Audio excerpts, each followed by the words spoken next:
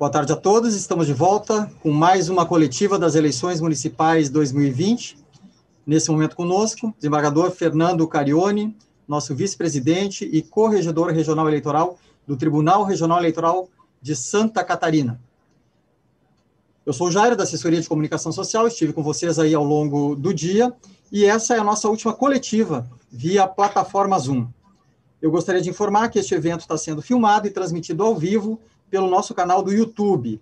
Eu lembro que a coletiva tem uma duração média de 20 minutos, incluindo as perguntas, que podem ser realizadas diretamente aos participantes dessa coletiva, levantando a mão na plataforma Zoom. Os questionamentos são respondidos respeitando a ordem dos pedidos. O chat não deve ser utilizado para perguntas. Por favor, desembargador, boa tarde. Boa tarde. Vamos iniciar. À inteira disposição de... Perfeito. Vamos iniciar com alguns números em relação às nossas urnas eletrônicas, ocorrências policiais e também do nosso Disque Eleitor. Por favor. Pois não.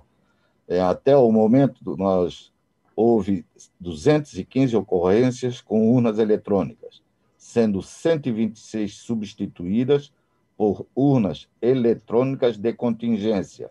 Isso representa 0,92% do total de equipamentos utilizados nas sessões eleitorais do Estado.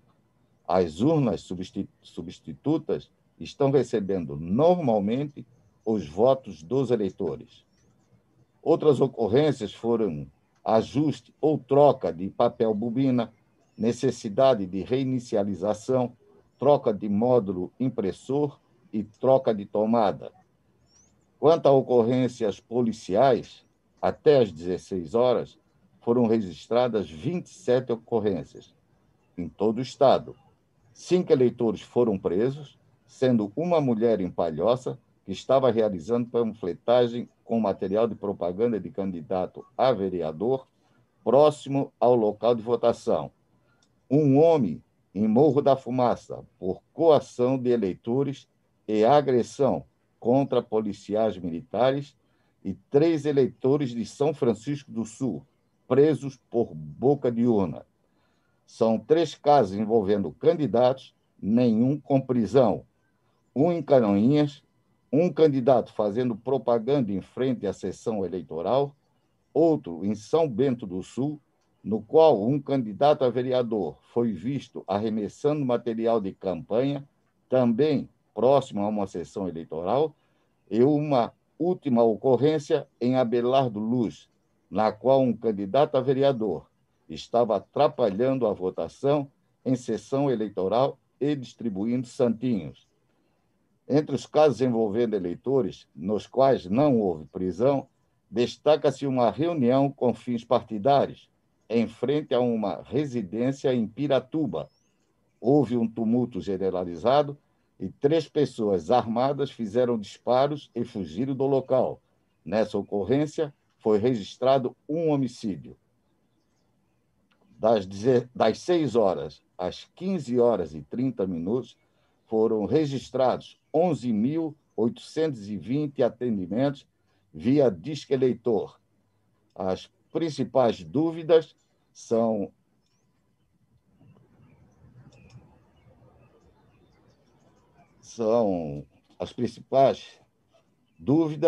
relativas ao local de votação, como ir votar sem o título e como justificar o voto.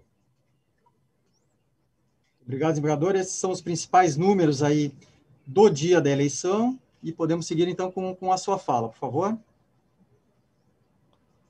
Olha, o dia nosso da eleição, desde das 6 horas da manhã, antes mesmo, durante toda a preparação para esse dia, nós estamos dentro de uma normalidade, como sempre foi ordeiro o povo catarinense, obedecendo às regras, e estamos todos com um comportamento exemplar exatamente de uma demonstração da cidadania sem igual.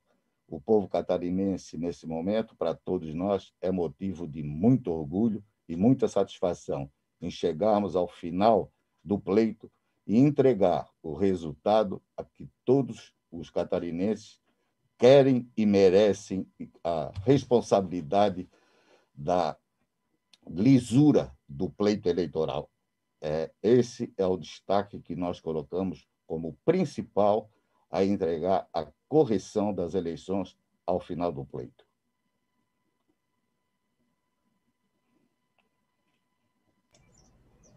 Vamos iniciar, então, com a nossa rodada de perguntas. E o De Los Santos vai ser o primeiro jornalista a encaminhar aqui os seus questionamentos via plataforma Zoom para o nosso corregedor regional eleitoral e vice-presidente. Vamos aguardar só um pouquinho. De Los Santos já está aí. Por favor, De Los Santos, é só ativar o seu microfone, por favor. Pronto, microfone ativado. Eu vou passar a minha pergunta, porque estamos ao vivo para o nosso comentarista político, Vânio Bosli, que é quem vai perguntar. Vânio, é com você. Bom, a minha pergunta é para o doutor Carione, Fernando Carione. Doutor Carione, como o senhor escreveu agora, falou, né? Fez uma análise do dia que foi normal, é considerado normal, as pessoas se cuidaram, principalmente, frente a essa pandemia da Covid-19. E eu gostaria de perguntar ao senhor, já que há essa normalidade na votação, se há uma previsão de iniciar a apuração dos votos e também a sociedade conhecer os resultados. Vânia, a apuração vai iniciar logo após o término, às 17 horas, no fechamento das urnas. Nós, antigamente, em pleitos anteriores, nós fazíamos a apuração final aqui.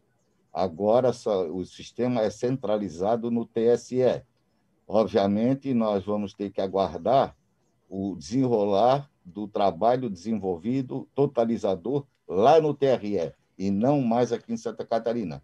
Mas acredito que, pelo que nós já temos no passado de trabalho desenvolvido, acredito que lá 21 horas, ou mais tardar 22 horas, nós estaremos completos nos 295 municípios totalmente apurados para a divulgação. Muito bem, De Los Santos. Mais algum questionamento? Obrigado, então. É isso mesmo, muito obrigado. Muito obrigado. Com a palavra agora o Jean Romero. Vou aguardar só um momentinho. Tem um pequeno delay, mas já está entrando aí. Por favor, Jean, qual é o seu veículo, cidade? Boa tarde. Boa tarde, Jairo. Um abraço para você, ao desembargador Fernando Carione, vice-presidente, corregedor regional eleitoral, também ao diretor Daniel. Gostaria que os entrevistados falassem sobre candidatos ficha suja, ou seja, que já foram condenados por algum tipo de crime. Qual é a situação atual da legislação brasileira? Eles podem assumir? Gostaria que vocês falassem um pouco sobre isso.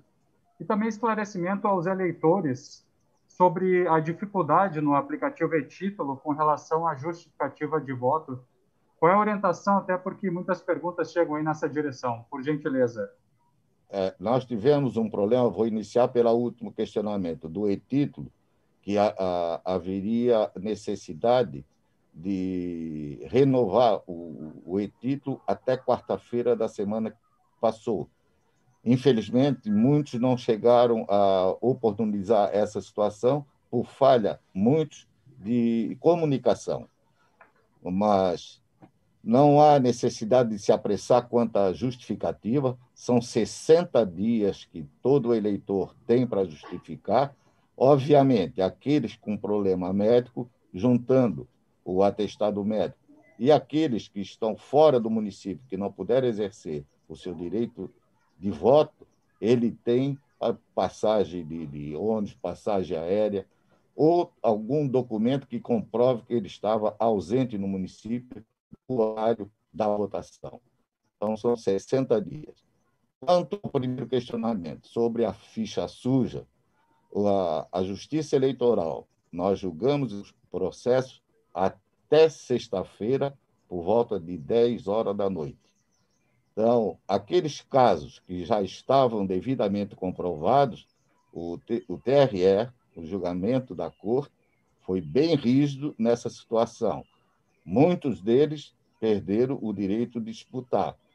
Por certo, e como é lógico de esperar, houve muitos recursos ao TSE. Então, eles estão com a candidatura subjúdice e serão apurados. Não será anunciado o voto dele por hora, a quantidade de votos, uma vez encontrar-se subjúdice. A partir do momento que, se ele for vencedor no TSE, obviamente que será divulgado e ele será diplomado como os outros candidatos que sufragarem o voto suficiente para assumir a cadeira de vereador ou de prefeito. Perfeito, então, desembargador. Obrigado, Jean. Mais alguma questão? Na verdade, só agradecer pela explicação e gostaria só que complementassem, por exemplo, em quais condições que o candidato não pode ser eleito, não pode ser empossado. Por exemplo, ele tem que ter sido envolvido em quais crimes para que realmente ele não possa assumir. Até para se puder complementar um pouco mais sobre isso.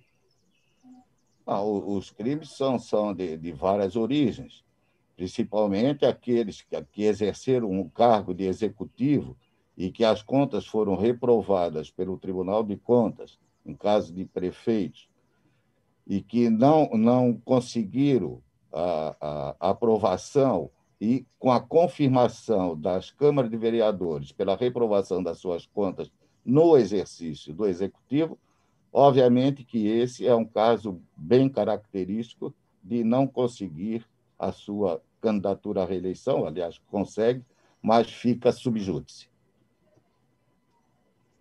Talvez possa Jean, só para acrescentar também que esse é o principal fundamento do processo de registro de candidaturas, né? É no registro de candidaturas que se avalia essas questões que envolvem qualquer crime por improbidade e tal, e por isso que o desembargador Carione falou desse necessário julgamento da nossa corte aqui até sexta-feira, e mesmo assim tendo recurso ao TSE, porque é pelo deferimento ou indeferimento ali que se analisa a questão dos crimes anteriores, né? Da ficha suja, né? Isso, obviamente, pode aparecer depois numa ação de investigação judicial, numa ação de impugnação de mandato eletivo, mas a principal fase que nós vivemos agora é a do registro. No registro se verifica se o candidato é ficha suja ou não. Se ele está deferido, é porque não é. Perfeito. Obrigado, então, Jean. Agora, nosso colega agora, Matheus Boaventura, será o próximo aqui a ser incluído na plataforma para realizar a sua pergunta. Aguardamos um pouquinho. Microfone, Matheus. Boa tarde. Boa tarde, Jairo. Boa tarde também, Daniel, desembargador. A minha questão é sobre até um fato que aconteceu durante a tarde, principalmente alguns ouvintes relataram também durante a nossa transmissão, sobre o fato de alguns mesários perguntarem às pessoas se elas queriam ou não a impressão do seu comprovante. No meu caso não aconteceu, mas teve outros registros da pergunta, né, se queria ou não o comprovante. Qual é a orientação nesse caso? Se existia alguma coisa ou foi um fato isolado aqui?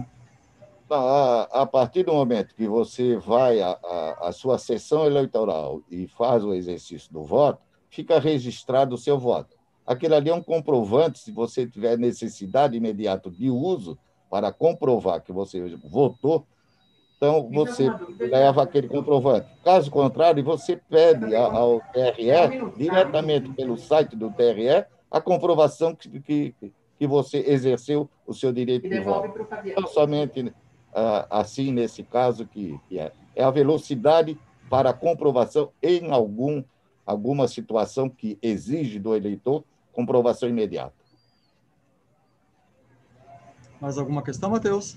Queria questionar também, pode ser o Daniel Cel, o diretor, sobre a questão das fake news hoje, se houve algum fato novo diante das investigações que não param de acontecer, né, obviamente, mas também o uso de equipamentos eletrônicos no local de votação. A gente teve registros pelo Estado, se ocorreram. Não, então, Matheus, essa questão toda das fake news está sendo acompanhada, inclusive, pelo nosso Comitê de Enfrentamento à Desinformação aqui, né? mas a gente estava muito preocupado em relação à eleição de 2018, né, desembargador, que foi uma eleição em que a Justiça Eleitoral sofreu muitos ataques diretos, né, e a gente não viu isso verificando nesse pleito, né, apesar de poder ser uma construção, não foi, o que nos leva a crer que, como o desembargador falou no começo, o povo catarinense está de parabéns pelo processo cívico que teve na eleição ordeira, como foi hoje, né? A gente tem relatos pontuais, né, Matheus? Eu acho que isso que é importante destacar. Isso sempre acontece, fake news é tão antiga quanto a humanidade, né? Mas a gente não teve assim um indicativo de algo generalizado ou orquestrado com um fim específico. Disputa eleitoral e também depois do que a gente experimentou com os Estados Unidos, talvez uma nova revalorização do nosso processo eleitoral e da urna eletrônica. Não sei se eu quero. Não, é isso mesmo. Obrigado, então, Matheus, pela participação. Temos mais algum questionamento? Encerrando, então, a nossa coletiva de imprensa com o desembargador Fernando Carione, ele que é nosso vice-presidente e corregedor regional eleitoral, e também com a participação do nosso diretor-geral, Daniel Cel. Essa foi a nossa última coletiva do dia, e eu gostaria de lembrar que todas as coletivas que nós tivemos desde as 8h30 da manhã, né, ficarão disponíveis aí no nosso canal do YouTube. Eu também convido a todos a acompanharem, ao término da apuração, também uma manifestação do nosso presidente desembargador Jaime Ramos. E a partir das 17 horas, logo mais, dentro de 40 minutos, já iniciamos a apuração dos votos e com a totalização aí prevista, né, entre 21 e 22 horas, o resultado, então, já consolidado em todo o estado de Santa Catarina. Obrigado, desembargador. Obrigado, Daniel. Agradeço aos colegas aqui, participantes das nossas coletivas via Zoom, e até a próxima.